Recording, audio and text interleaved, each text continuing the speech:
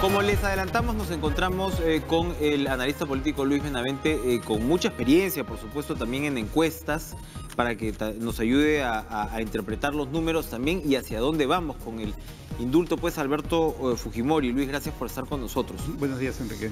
Se ha hablado mucho que el señor Alfredo Torres de Apoyo tuvo que ver en la decisión, fue una suerte de asesor informal en la decisión que tomó el presidente Kuczynski, y que mucho tuvo que ver ahí el tema de las encuestas, de los números, ¿no? Que en los últimos meses oscilaban entre el 60 y el 65% a favor.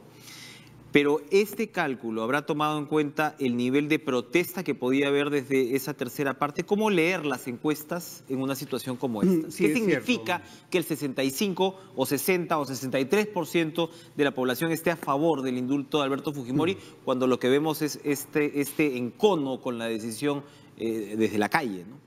Es cierto, más o menos 2/3 del Perú está a favor del indulto o está a favor del indulto, no sé si la circunstancia actual cambia eso, y 1/3 en contra, ¿no?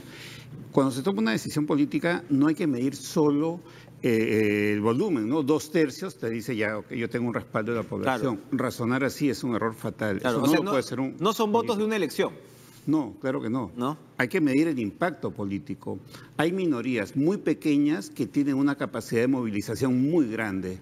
Y en política las cosas se deciden, salvo las elecciones. Todo lo demás en política no se decide por el volumen de respaldo, sino por el impacto que puede tener la decisión. Entonces, una minoría muy pequeña puede tener una capacidad de movilización muy alta y además, en este caso, con un sentimiento, una pasión muy fuerte. Exacto. Y lograr ese impacto. Exacto. Uno intuye acá que cuando alguien se niega, se opone, es doblemente más significativo que alguien que de repente más o menos, ¿no?, le da igual, ¿no? O incluso no es fujimorista, pero bueno, dice, mira, ya el hombre es un anciano, ¿no? Ya hay que, ¿no? Pero el que se opone tiene un sello militante y eso es lo que estamos viendo. Claro. El que se opone no es necesariamente de izquierda. No. Este tema no es tan ideológico. Quien rechaza va a tener ese impacto mucho más grande, ¿no? Quien rechaza, quien se opone, se va a movilizar. En cambio, quien está a favor no se moviliza, ¿no? Matemáticamente, las movilizaciones a favor del indulto tendrían que ser el doble que las que están en contra, claro, matemáticamente, ¿no? Pero ese sector que está a favor no se moviliza. No se moviliza porque además tienen a un grupo que lo agrede muy fuertemente. Entonces tampoco quieren correrse en riesgo de bullying, de que los ataquen. Lo que vemos son bases fujimoristas, digamos, de en muchos pequeñas, casos aisladas, personas, ¿no?, de poca educación, ¿no? Sí, pequeñas portátiles. ¿no? Pequeñas portátiles, sí. Efectivamente, un movimiento en medios más o menos significativo en redes, que el fujimorismo lo tiene, ¿no? Cuando acusan a los trolls del otro lado, pues hay que ver también cómo se mueve el fujimorismo, es bastante activo por ese lado.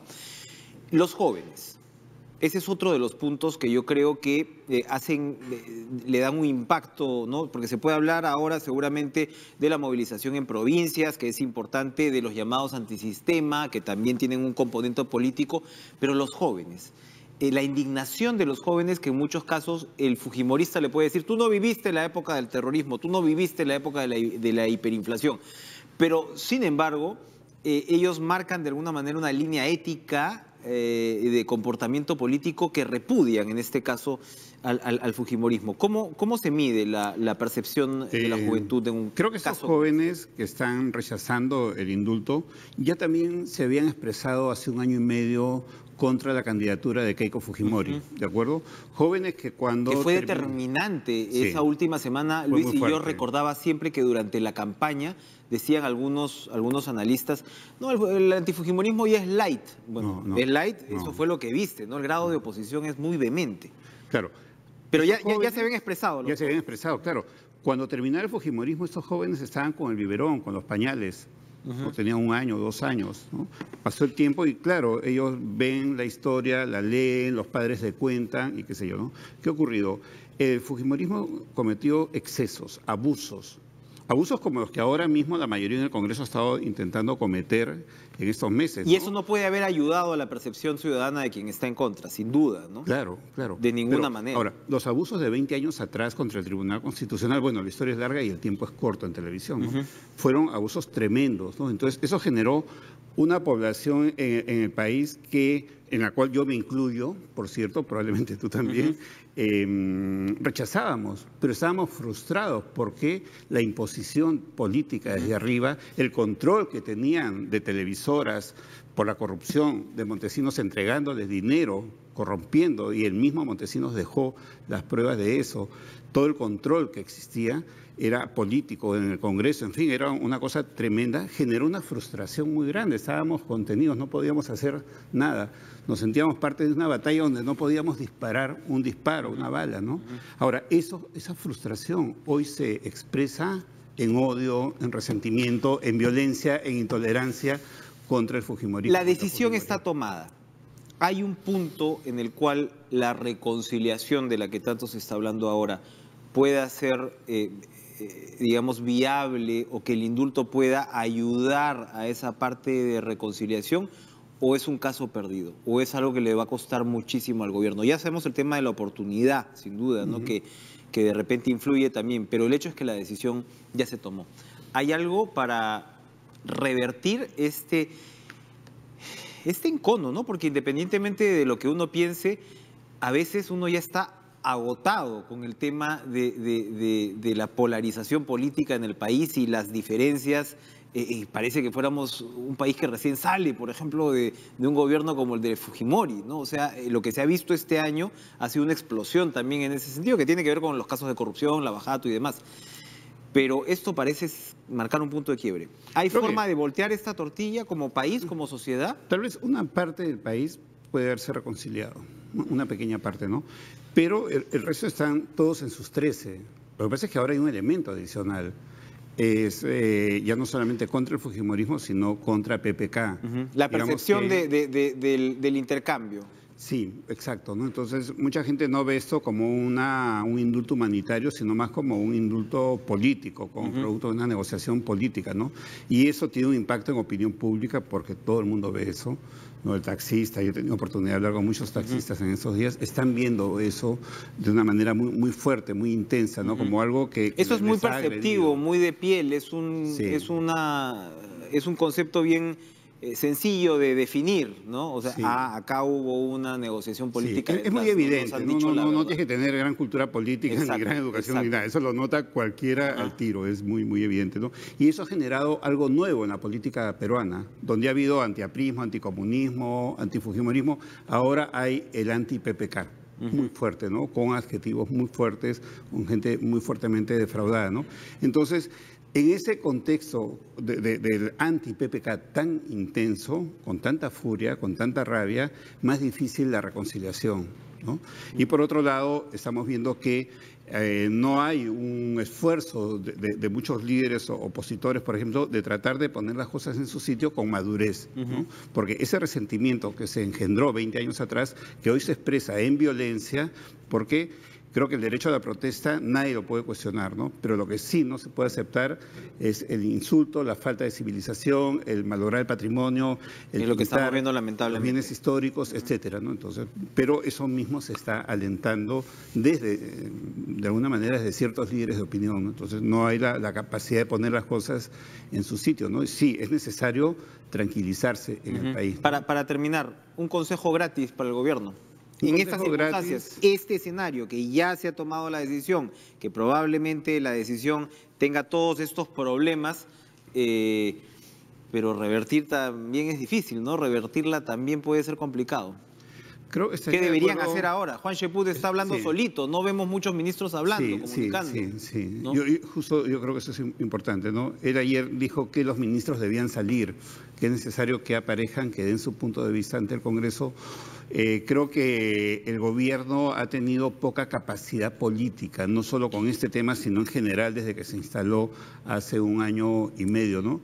Un consejo que le daría al presidente es que junte un equipo de asesores políticos que sepan de política y que lo orienten en sus acciones, en sus decisiones, en sus mensajes al país, ¿no? Porque el país está en una situación donde todo es reguero de pólvora, ¿no? Y muchas veces el mismo presidente ha contribuido a esto, ¿no? Creo que eso le ayudaría. Después de salir una jornada como la de la vacancia, entrar a los 2 o 3 días a esto, sabemos que evidentemente pues seguramente había algún tipo de condicionamiento político, pero uno se pregunta si no podías hacerlo de otra forma, ¿no? Claro. Ahora, es probable que haya habido también una presión muy fuerte desde el lado fujimorista, representado por Kenji Fujimori, ¿no? Sí.